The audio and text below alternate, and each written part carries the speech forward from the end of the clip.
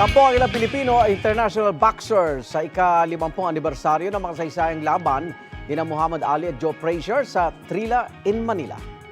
Isa sa mga sumabak sa laban ang apo ni Ali at may unang balita si Jamie Santos.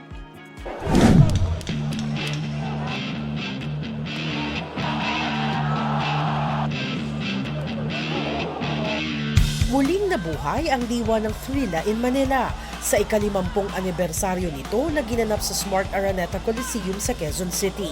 Tampok sa event ang mga laban ng Filipino at international fighters.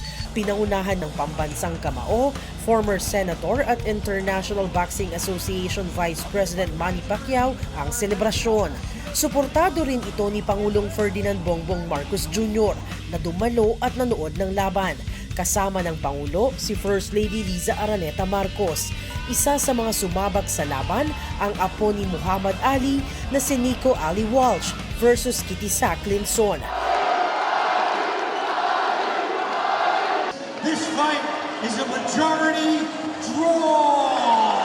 Draw ang resulta ng laban ni Nico Ali Walsh versus Kitisa Clinson. Matapos ang laban, nagpasalamat sa mga Pilipino ang boksingerong apo ng namayapang boxing legend na lumaban sa parehong entablado 50 taon na ang nakalipas. I wouldn't be here today if not for God and my grandfather. So I want to thank my grandfather for putting on an amazing show 50 years ago in this arena. Thank you guys for having me, and I hope to be back soon. Pinatumba naman ni Pinoy boxer Marlon Tapales si Venezuelan boxer Fernando Toro sa loob ng 5th round sa naganap na laban ng Trilla in Manila. Ang anak ng iconic boxer na si Joe Frazier Jr. ang isa sa nag-abot ng trophy kay Tapales. Matatandaang sa parehong venue ginanap noong October 1, 1975 ang makasaysayang laban ni Muhammad Ali at Joe Frazier kung saan itinanghal na undisputed heavyweight champion si Ali.